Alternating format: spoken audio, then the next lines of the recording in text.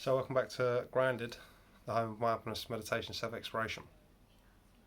Today I'm talking about emotions and understanding emotions, but more importantly how to work and how to manage your emotions.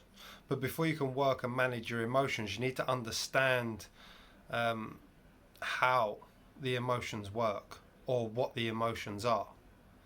Now, for most of us, like when we're having a negative emotion, we're not actually fully aware of what that negative emotion represents within ourselves. We're not aware of the aspect of that part, and because we're not aware of the aspect of that emotional part, we lack the understanding of it, and we lack the understanding of what it needs, and we lack the understanding of how to connect and to work with that part to bring the resolution that it needed, or the resolve that it needed that it never got.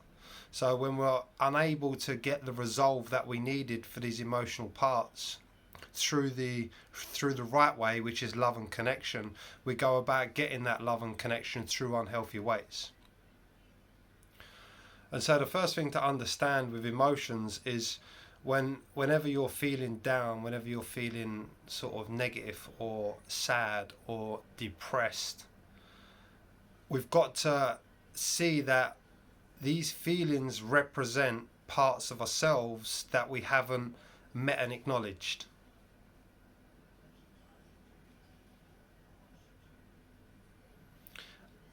And it's these parts that are actually dictating and controlling our lives. It's these parts that are responsible for the lack of connection. It's these parts that are responsible for the lack of love, for the lack of joy that we feel. And the reason for it is because we resist these aspects of ourselves. And because we resist these aspects of ourselves, we resist the aspects in which these parts need for us to come into alignment, for us to come into unity, for us to come into a space of love. And so whenever you're having an emotion, it's important, the very first thing we do whenever we're having an emotion, the very first thing is we have to come away from the surface situation. Because if we stay in the surface situation, we just keep repeating that emotion. We keep reinforcing that emotion.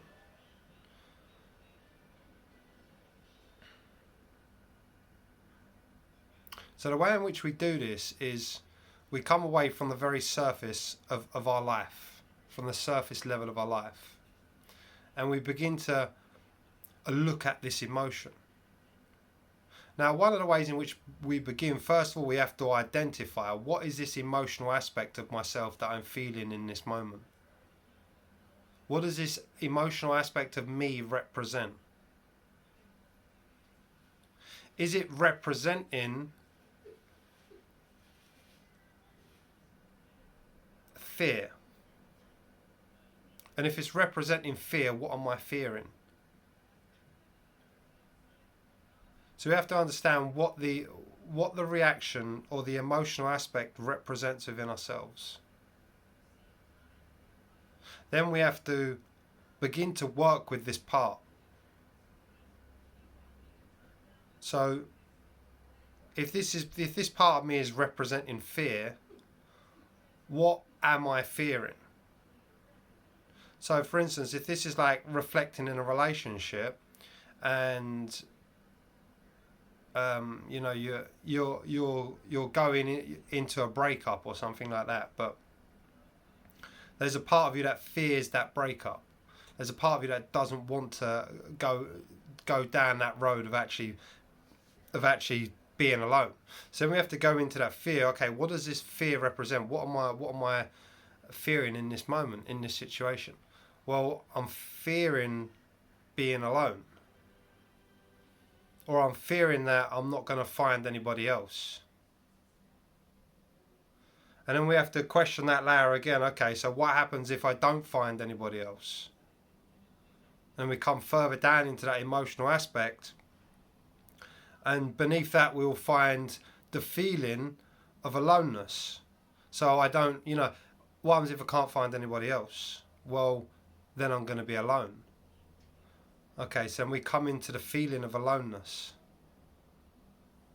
So if I don't want to feel alone, that must mean that there is a part in me that feels alone. So as we come through the emotional aspects, we get to these we get to core these core truths. The only reason we resist being alone is because there's a part of us that actually feels alone. You see, and so we will, on a surface level, we will hold on to relationships that don't work for us, that are not working out, because we fear when we let go of the root trauma of being alone. But you see, that root trauma is already there. You are resisting feeling alone. And so as we resist, so this is what happens if we stay on the surface, we resist coming out of the relationship because we're resisting that part in ourselves. So in truth, we're only in an unhappy relationship because we're resisting the part of us that doesn't want to be alone. You see, but all of the time we resist that part, we create relationships in which we feel alone.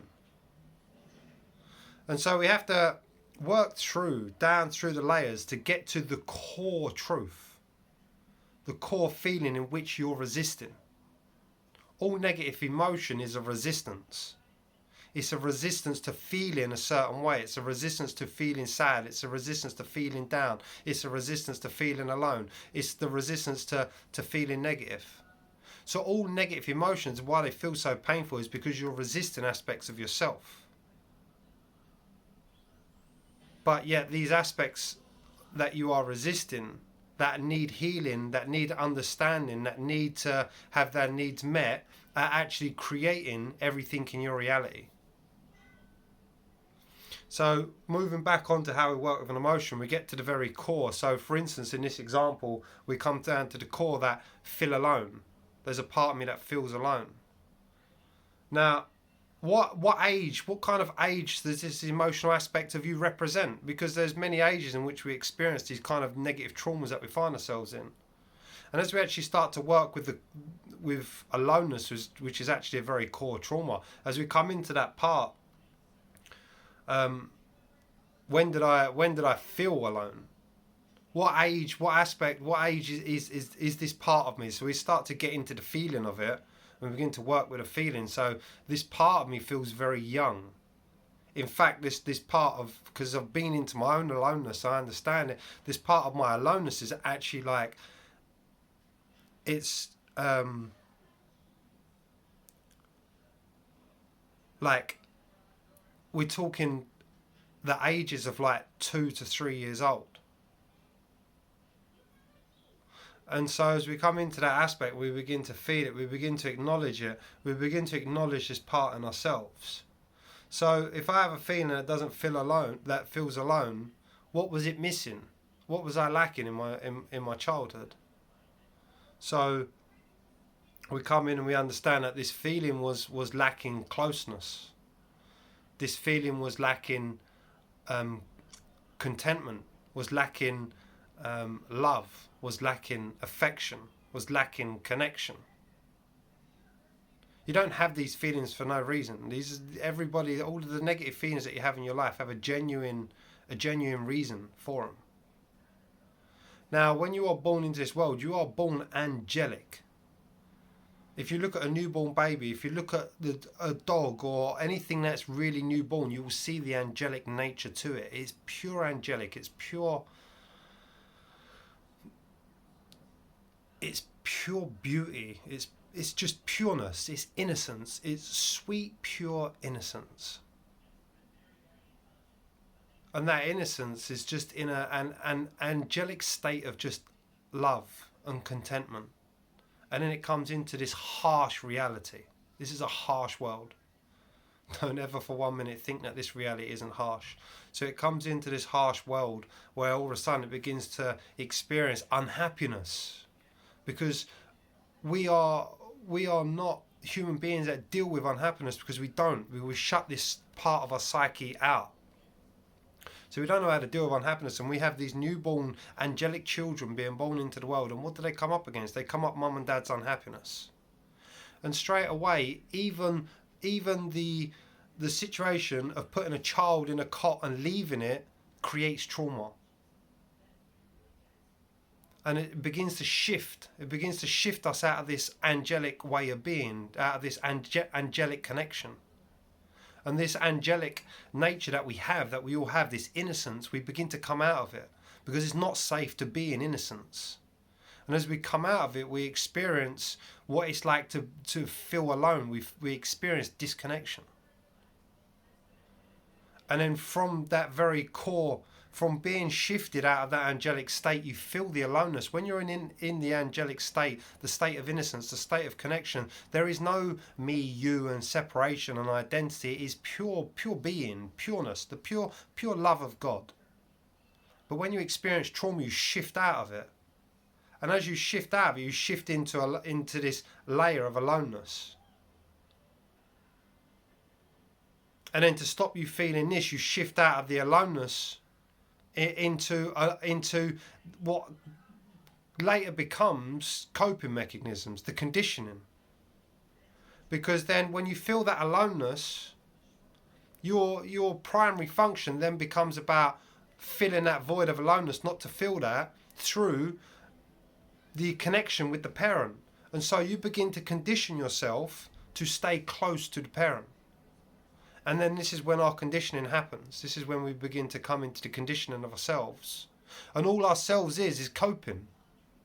Our whole conditioning, our whole mechanism is to cope with not feeling alone. You know, and then on aloneness we have stuff like shame and stuff like guilt and all these other things that begin to stack upon it. And so as we, in our later life, we're up here in all of the ways in which we cope. And I've said it before, like blaming is a way of coping. Distraction is a way of coping. Addiction is a way of coping. So what actually happens is through the healing journey, up here we don't feel the angelic nature of love. We don't feel what it's like to be innocent. Up here we're full of trouble and problems and trauma and stress and worry. We're so far away from that, from the angelic state. So as we go through the awakening process, what we're doing is we're coming through each layer. And with each layer we have to understand how to work with these parts of ourselves.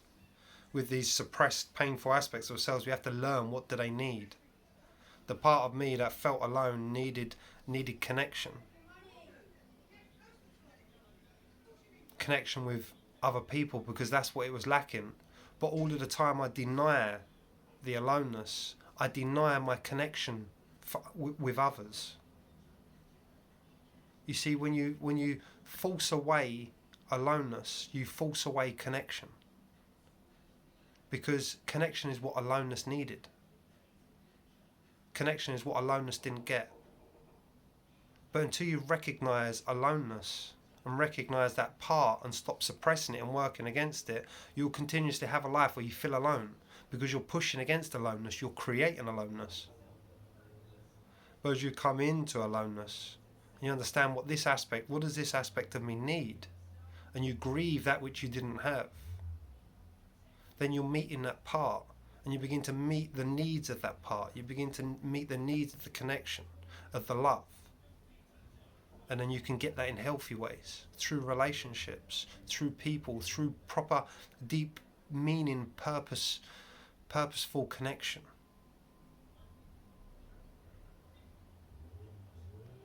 Rather than trying to feel that safety and that connection through unhealthy ways of being. So that's the importance of emotions and connecting with your emotions and understanding your emotions. I'm going to go into this so much more because you really have to see this in your psyche to understand it and to really understand what emotional intelligence is. And every day I work on developing my own emotional intelligence.